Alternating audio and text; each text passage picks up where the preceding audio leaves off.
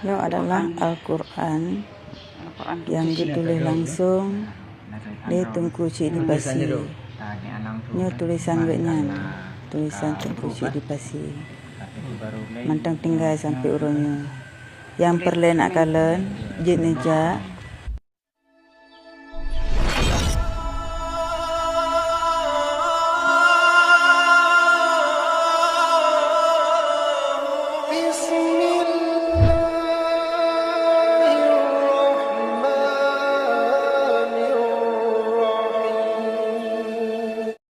Itu adalah Al-Quran yang ditulis langsung di Tunku Cik Dipasi.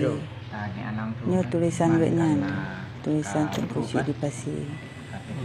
Mantang tinggal sampai urungnya. Yang perlu nak kalian, jid nejak Kecamatan Pekanbaru, Kampung Waido.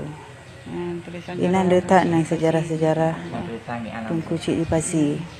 Mantang na peninggalan rumah Tunku Cik Dipasi, balai kalut, musalla, ahlian lem, perahu Tunku Cik Dipasi, kadai Tunku Cik Dipasi, meja huaji pakai perahu.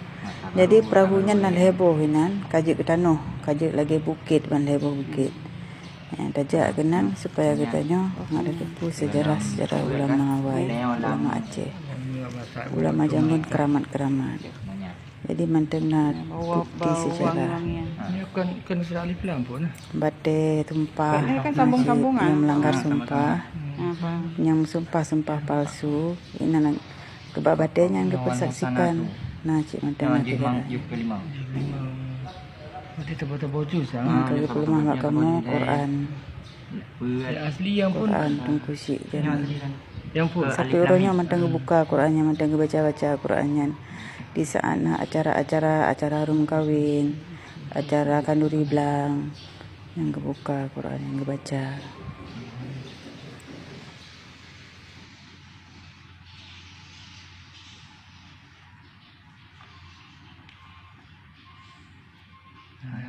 Ustaz ni.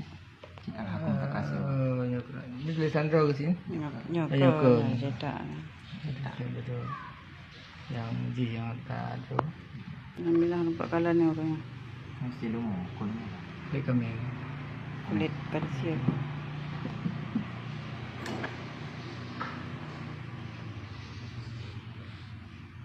Betul.